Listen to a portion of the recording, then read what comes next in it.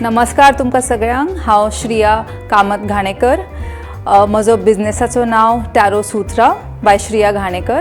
I am a tarot card reader, numerologist, palmist, past life healer and Karuna reiki healer. म्हजो crystal बिझनेसूय आसा.